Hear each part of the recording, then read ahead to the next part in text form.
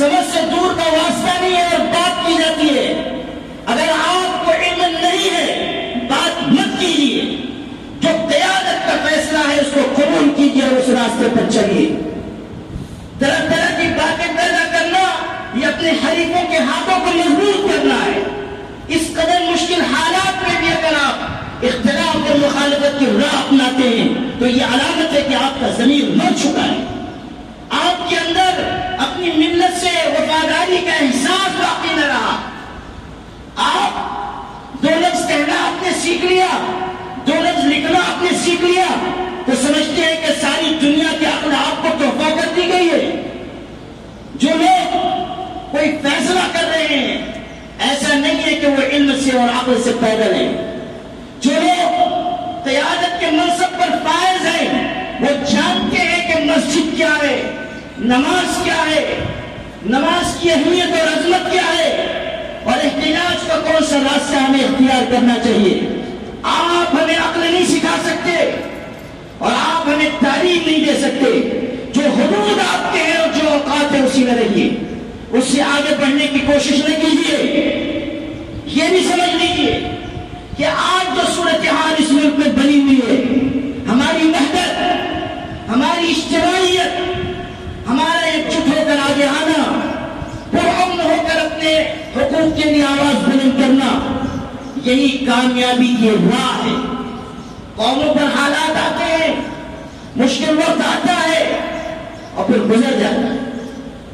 اگر ہم نے بیداری کا ثبوت دیا, اگر ہم نے اس موقع پر سب لوگوں کو ساتھ لے کر اپنے حقوق کے لیے آواز اٹھائی, وہ وقت دور نہیں ہے کہ کامیابی آپ کے قدم چومے. اللہ اپنے دین کی مدد کرنے والوں کی خود مدد کرتا ہے. قرآن میں اعلان ہوا یا ایھا الذین آمنوا کونوا انصار اللہ, اے ایمان والو اللہ کے دین کے مددگار بن جاؤ. جب وقت آئے آواز دی جائے, وقت کی, صلاحیت کی, مال کی, جان کی قربانی دو. آؤ اور اپنے ملت کے ساتھ وفا کا عہد نبھاؤ. آؤ اور رسول کریم صلی اللہ علیہ وسلم کی امت کے ساتھ ہمدردی اور غمخواری کا فریضہ انجام دو. آؤ اور ملت کے تئیں آپ کی جو ذمہ داری ہے اس کو اختیار کرو. اور اگر اپنی ذمہ داریوں سے کترا کر نکل جاتے ہو تو پھر سمجھ لو کہ شترمرغ کی طرح ریت میں سر ڈال کر یہ سمجھنا کہ طوفان نہیں آیا ہے, اس سے بڑھ کر خوش فہمی اور کوئی نہیں ہو سکتی. آج وقت ہے کہ ہم پرامن رہتے ہوئے اپنے حقوق کے لیے آواز اٹھائیں, اپنے ہندو بھائیوں کو بھی سمجھائیں کہ مل جل کر رہنے میں اس ملک کی عافیت ہے. بتائیں انہیں کہ اگر آپ کے اندر حق اور انصاف کی رمق ہے تو آپ کو جائز مطالبات میں دوسری کمیونٹیز کا ساتھ دینا چاہیے. ایسے فریب میں نہیں مبتلا ہوئیے جس سے ملک اضطراب اور بے چینی کا شکار ہو. آل انڈیا مسلم پرسنل لا بورڈ نے پورے ملک کے مسلمانوں سے یہ کہا ہے کہ آپ پرامن رہتے ہوئے اس قانون کے خلاف جد و جہد کریں.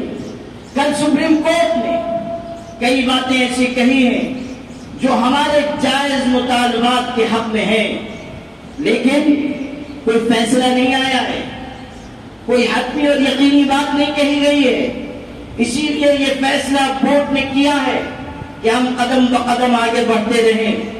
جب تک ہمارے سارے مطالبات پورے نہ ہو ہمیں اپنی کوششیں جاری رکھنی چاہیے اور سمجھ لینا چاہیے کہ کوشش کرنا ہمارا کام ہے, اس کوشش کو انجام تک پہنچانا اللہ تعالیٰ کے سپرد ہے.